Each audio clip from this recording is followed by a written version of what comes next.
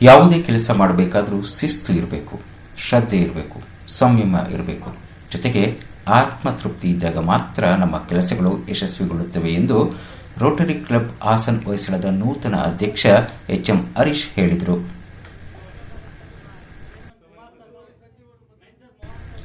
ಹಾಸನ ನಗರದ ಹೊರವಲಯದ ಖಾಸಗಿ ರೆಸಾರ್ಟ್ನಲ್ಲಿ ಆಯೋಜಿಸಲಾಗಿದ್ದ ನೂತನ ಪದಾಧಿಕಾರಿಗಳ ಪದಗ್ರಹಣ ಸಮಾರಂಭದಲ್ಲಿ ಅಧಿಕಾರ ಸ್ವೀಕರಿಸಿದ ಬಳಿಕ ಅವರು ಮಾತನಾಡಿದರು.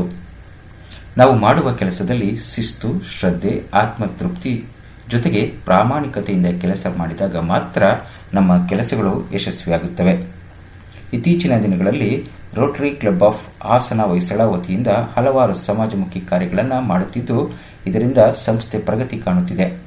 ಕಾರಣ, ರೋಟರಿ ಬಳಗವು ತನ್ನ ಸದಸ್ಯತ್ವವನ್ನು ಗಮನಾರ್ಹವಾಗಿ ಹೆಚ್ಚಿಸಿಕೊಂಡಿದ್ದರಿಂದ ಮಹಿಳಾ ಸದಸ್ಯರು ಹೆಚ್ಚಿನ ಸಂಖ್ಯೆಯಲ್ಲಿ ಸೇರ್ಪಡೆಯಾಗುತ್ತಿದ್ದು ಉತ್ತಮ ಬೆಳವಣಿಗೆ ಎಂದರು.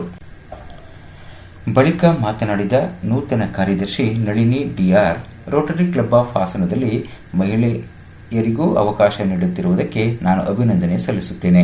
ರೋಟರಿ ಸಂಸ್ಥೆ ಮೂಲಕ ಈಗಾಗಲೇ ಇಂದಿನ ಪದಾಧಿಕಾರಿಗಳು ಹಲವಾರು ಸಾಮಾಜಿಕ ಕಾರ್ಯಗಳನ್ನು ಮಾಡಿದ್ದು, ಅವರ ಮಾರ್ಗದರ್ಶನದಲ್ಲಿಯೇ ನಾನು ಮುಂದಿನ ಸಾಮಾಜಿಕ ಕಾರ್ಯಗಳನ್ನು ಹಮ್ಮಿಕೊಳ್ಳುವ ಮೂಲಕ ಸಂಸ್ಥೆಯ ಶ್ರೇಯೋಭಿವೃದ್ಧಿಗೆ ಶ್ರಮಿಸುವುದಾಗಿ ತಿಳಿಸಿದರು. ಕಾರ್ಯಕ್ರಮವನ್ನು ವೇದಿಕೆ ಮೇಲಿನ ಗಣ್ಯರು ದೀಪ ಬೆಳಗಿಸುವುದರ ಮೂಲಕ ಕಾರ್ಯಕ್ರಮಕ್ಕೆ ಚಾಲನೆ ನೀಡಿದರು.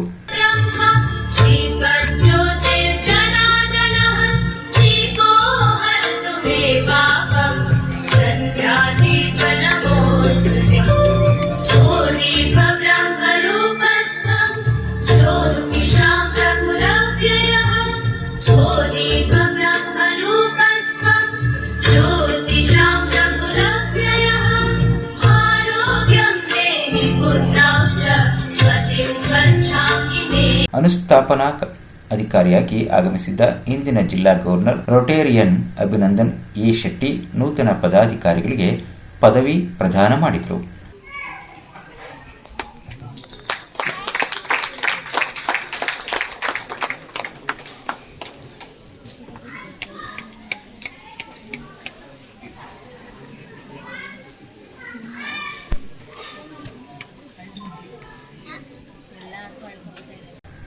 ಸಂಸ್ಥೆಯ ಸದಸ್ಯರುಗಳ ಮಕ್ಕಳಿಂದ ಭರತನಾಟ್ಯ ಸೇರಿದಂತೆ ಹಲವು ಸಾಂಸ್ಕೃತಿಕ ಕಾರ್ಯಕ್ರಮಗಳು ಜರುಗಿತು.